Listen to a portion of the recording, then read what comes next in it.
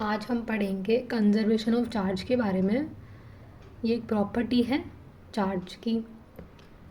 ये कहती है कि चार्ज ना ही तो कभी क्रिएट हो सकता है और ना ही कभी डिस्ट्रॉय।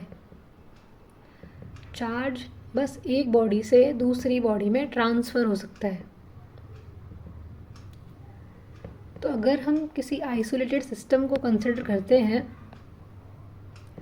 तो ऐसे सिस्टम में चार्ज हमेशा कांस्टेंट रहेगा, क्योंकि आइसोलेटेड सिस्टम्स वे होते हैं जिन सिस्टम में ना तो चार्ज बाहर जाता है ना चार्ज उनके अंदर आता है। इस वजह से जो चार्ज उसके अंदर होगा वो हमेशा कांस्टेंट ही रहेगा, क्योंकि आइसोलेटेड सिस्टम कभी दूसरे सिस्टम के साथ इंटरैक्ट नहीं करते। इसीलिए इन्हें आइसोलेटेड सिस्टम कहा जाता है। चार्ज की एक और प्रॉपर्टी होती है, वो है इनका एडिटिव नेचर। क्योंकि चार्ज एक स्केलर क्वांटिटी है तो हम इसे डायरेक्टली ऐड कर सकते हैं। स्केलर्स पॉजिटिव भी हो सकते हैं और नेगेटिव भी। जैसे चार्ज इलेक्ट्रॉन के ऊपर नेगेटिव होता है और एक प्रोटॉन के ऊपर पॉजिटिव। तो अगर मैं एक सिस्टम कंसिडर करूं, यूनिवर्स में कहीं पर 2e का चार्ज रखा हुआ था और वहीं बगल में उसके 5e का चार्ज रखा हुआ है।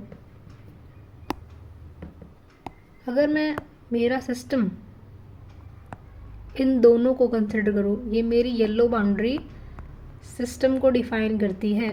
सिस्टम यूनिवर्स का वो पोर्शन है जो मैं कंसिडर कर रही हूँ। तो अभी इस समय मेरे सिस्टम के अंदर कितना चार्ज है?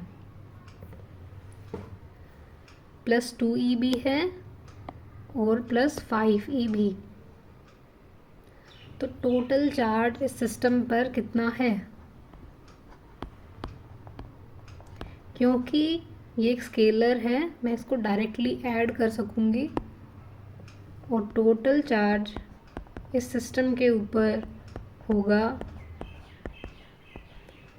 ये +2e और +5e, जो कि है +7e।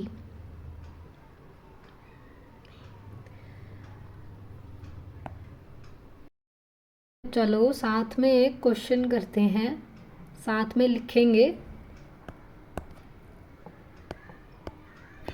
100 electrons are being removed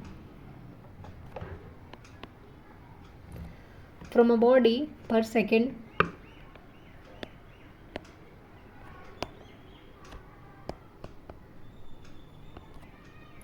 What will be the charge acquired by the body?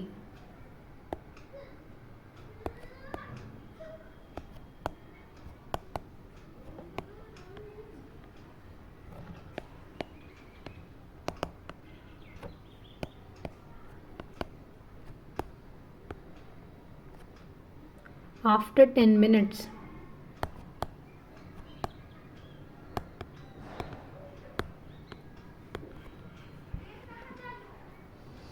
Question कहता है कि एक बॉडी में से 100 इलेक्ट्रॉन्स रिमूव करे जा रहे हैं हर सेकंड।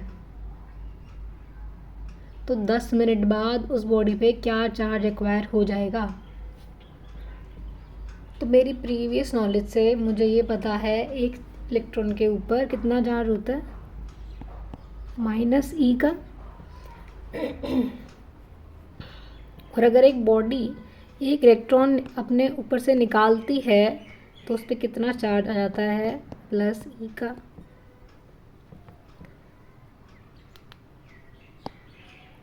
तो अगर आप ये चीज़ समझ पा रहे हो तो आप ये भी समझोगे कि जो इन्फॉर्मेशन इस क्वेश्चन में गिवन है कि 100 इलेक्ट्रॉन्स एक सेकंड में निकल रहे हैं, तो 10 मिनट में कितने इलेक्ट्रॉन्स निकलेंगे? क्या आप इसको सोच पा रहे हो? हम इसको यूनिटरी मेथड से करेंगे। गिवन इन्फॉर्मेशन कहती है कि एक सेकंड में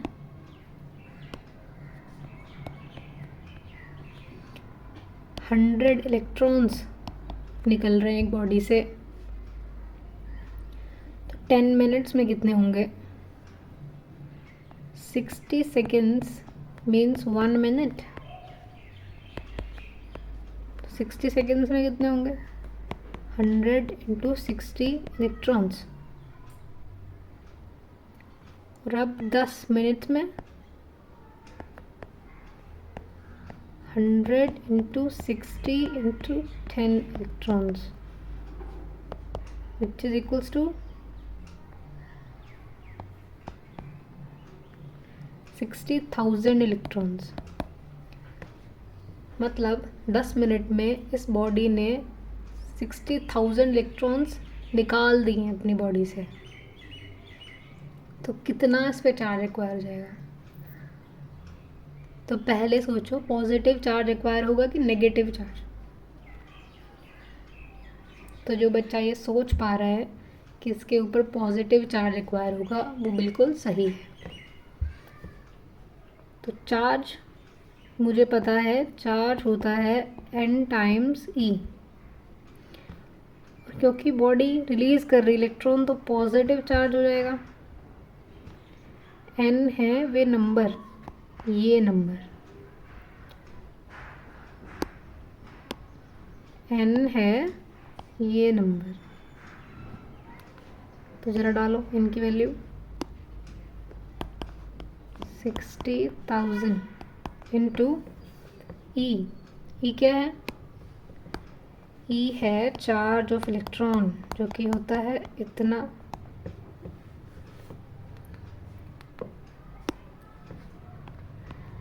(1.6 × 10⁻⁻19 कूलम। तो जब मैं इसको सॉल्व करूँगी तो मेरा Q कितना आ रहा है? 16 times 6 gives you 9.6 and the zeros 1 2 3 4, this 4 0, it cancel this and make -15.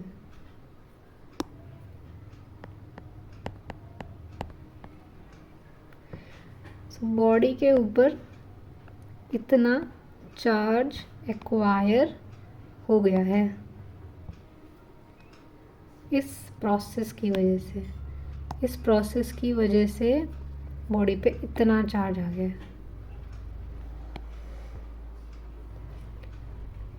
चलो तो एक और क्वेश्चन देखते हैं, साथ में लिखेंगे।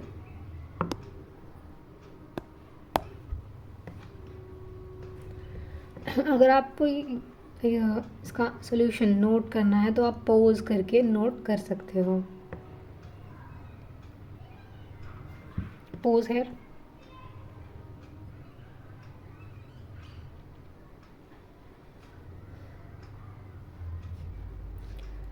तो चलो नेक्स्ट क्वेश्चन पे चलते हैं। क्वेश्चन कहता है, साथ में लिखेंगे, how many electrons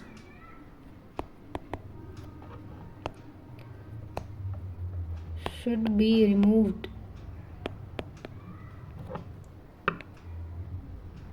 from body so that it acquires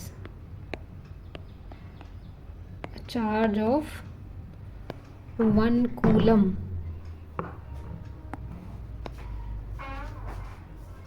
1 coulomb.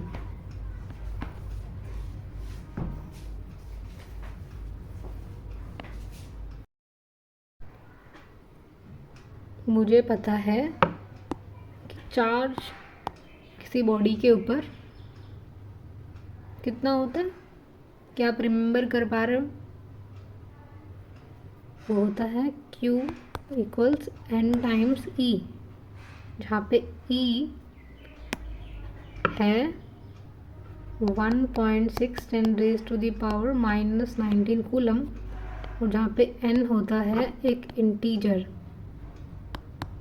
और ये है चार्ज किसी बॉडी के ऊपर। तो charge on a body is always an integer multiple of ई।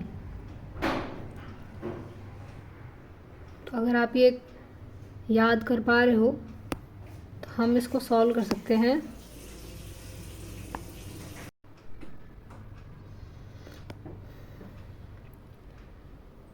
हमें गिवन चार्ज कितना गिवन है और मुझे ई की वैल्यू भी पता है, तो क्या मैं यहाँ से n निकाल सकती हूँ? क्या आप यहाँ से n निकाल सकते हो? करके खुद से ट्राई करो।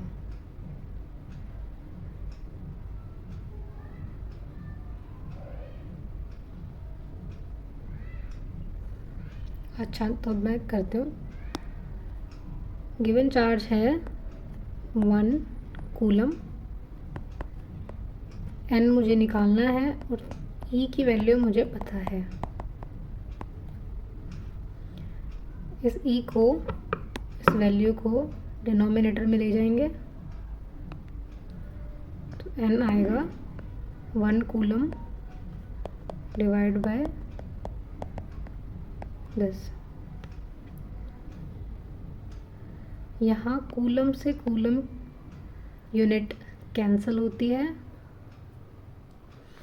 और n आता है 1/1.6 इंटू 10⁻⁻⁻19। यहाँ पे मैं डेसिमल रिमूव करती हूँ, ऊपर आता है 0, इसको ऊपर ले जाएंगे और इन्हें कैंसिल करेंगे।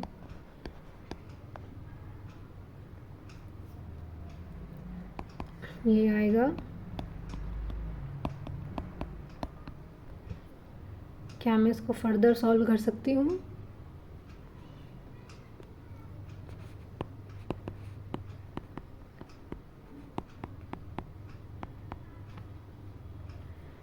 फर्दर कैंसिल करने से ये आ जाएगा आपका 6.25 10⁻18 इलेक्ट्रॉन्स।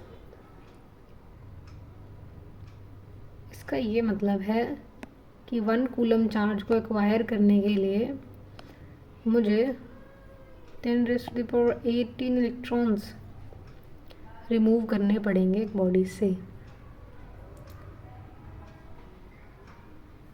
और अगर यहीं पर ये क्वेश्चन होता कि -1 कूलम चार्ज एक्वायर करना है तो कितने इलेक्ट्रॉन आपको चाहिए होंगे, तो आप बोलते कि तब मुझे इतने सारे इलेक्ट्रॉन्स बॉडी लेती, तब उसके ऊपर इतने चार्ज आता।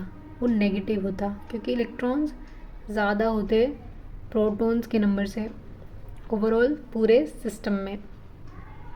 आई होप आपको समझ में आया होगा।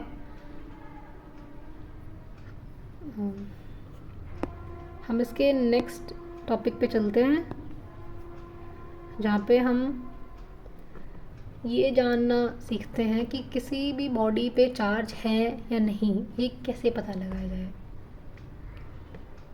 किसी कोई बॉडी चार्ज है या नहीं,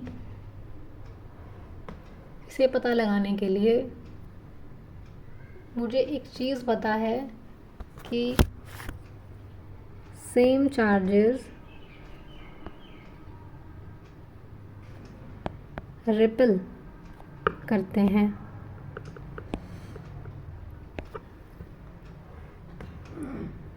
एंड ऑपोजिट चार्जेस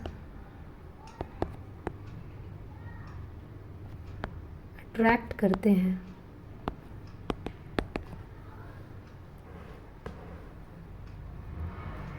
तो मतलब अगर एक ऑब्जेक्ट ए है और एक ऑब्जेक्ट बी है और अगर दोनों के ऊपर पॉजिटिव चार्ज है तो ये आपस में रिपेल कर रहे होंगे।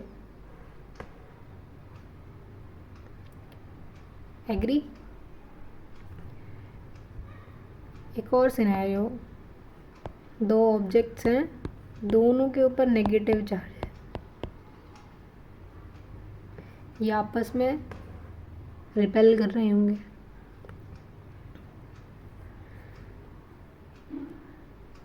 इसी प्रॉपर्टी को यूज़ करके हमने एक इंस्ट्रूमेंट बनाया जो कि कुछ ऐसा सा था। चलो इस प्रॉपर्टी को यूज़ करके एक इंस्ट्रूमेंट बनाते हैं। एक ऐसे मेटल की स्फीयर कंसिडर करेंगे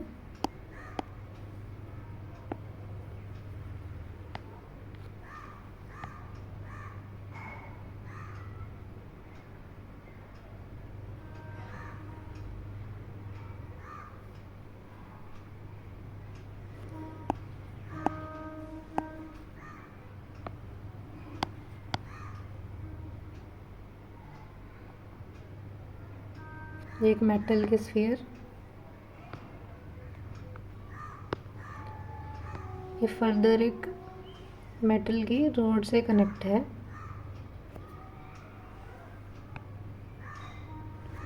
और नीचे हमने इसके दो मेटल की ऐसे लीव्स बनाई हुई हैं। यहाँ पे उनका हिंज है और ये ऐसे बंद भी हो सकती हैं और ऐसे खुल भी सकती हैं, जैसे कोई बुक होती है तो उसके फ्रंट पैनल, फ्रंट पेज और आखिरी पेज, हम इस बुक को बंद भी कर सकते हैं। ऐसे पूरी बुक एक के दोनों बंद करके ऐसे खोल भी सकते हैं, पर ये पीछे से जुड़ी रहती है। तो ये पीछे से जुड़ी रहती है, ये जो पीछे से जुड़ी रहती है वो ये है, यहाँ पे जुड़े हुए हैं। और ये जो लीव्स हैं ये 2D में बनाई गई डायग्राम है। 3D में ये लीव्स ऐसे होंगी, ये ऊपर से कनेक्टेड, एक लीव आगे और एक लीव पीछे। ये बंद भी हो सकती है और खुल भी सकती है, तो ये फ्री है ऊपर से। अगर आपको इतना समझ में आता है तो चलो आगे बढ़ते हैं।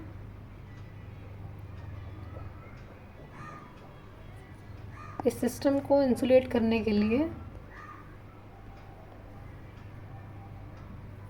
इसे एक और किसी चार्ज से इंसुलेट करने के लिए इसे एक कंटेनर में रख दिया गया कि जस्ट कि कोई दूसरा चार्ज आके इसको, जो हम नहीं चाह रहे वो वाला चार्ज, इसके साथ इंटरेक्ट करे, इसलिए रखा गया। ये क्योंकि ऊपर मेटल की है, ये पूरा मेटल का है। अब मैंने, क्योंकि ये कंडक्टर है, मेटल कंडक्टर होता है, तो मेरे पास एक ऑब्जेक्ट था ये और उसके ऊपर वैसे पॉजिटिव चार्ज था। मैंने इस ऑब्जेक्ट को लाके टच कर दिया इसके हेड पे, तो ये पॉजिटिव चार्ज यहाँ से यहाँ तक आ गया क्योंकि ये कंडक्टर है। और ये लीव्स जो कि पहले ऐसे बंद थी, बिल्कुल एक के साथ एक थी, अब ये रिपेल करने की वजह से खुल गई।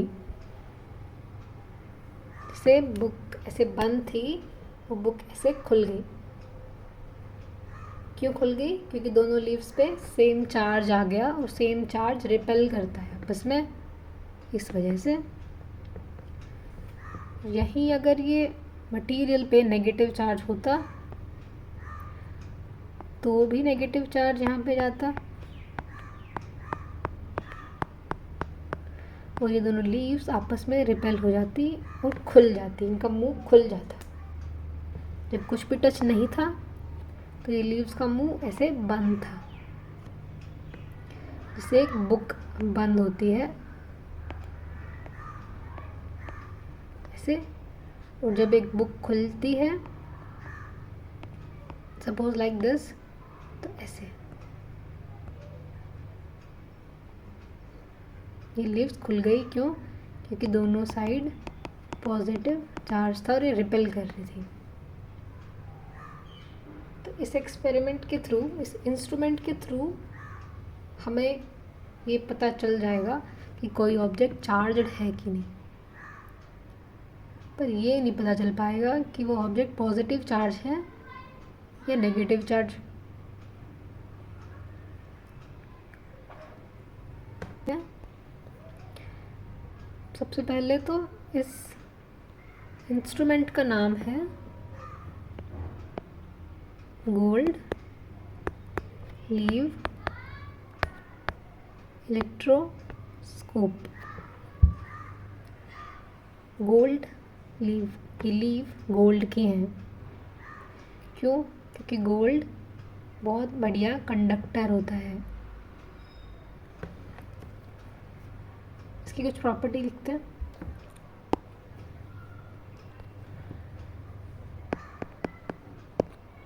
कि जब लीव्स डाइवर्ज करेंगी,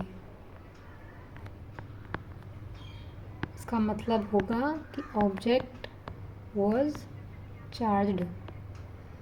मतलब जो ऑब्जेक्ट हमने इसके मेटल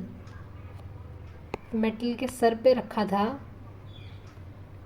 जो ऑब्जेक्ट हमने यहाँ पे टच किया था, वो उस ऑब्जेक्ट में चार्ज था। पॉजिटिव भी हो सकता है, नेगेटिव भी हो सकता है। और अगर तो ये लीव्स डाइवर्ज नहीं करती, ऐसे चिपकी रहती हैं, तो मतलब वो उस ऑब्जेक्ट में कोई चार्ज नहीं है।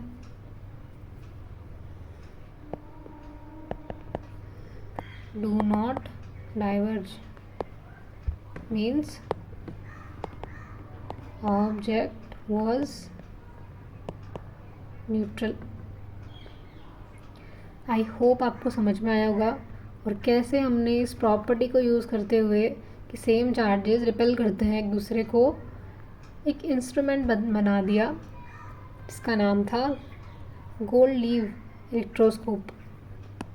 इसमें हमने एक और प्रॉपर्टी यूज़ की है, वो है गोल्ड की, कि गोल्ड बहुत अच्छा गुड कंडक्टर होता है, इसलिए हमने ये गोल्ड से बनाई है लीव्स, इसीलिए इनका नाम है गोल्ड लीव।